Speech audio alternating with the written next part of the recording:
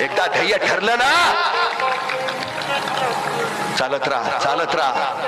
जोपर्यंत जिंकत नाही तोपर्यंत पुढे जात राहा. झेपावता येत नाही, उड्या मारत जा. उड्या मारता येत नाही, पळत जा.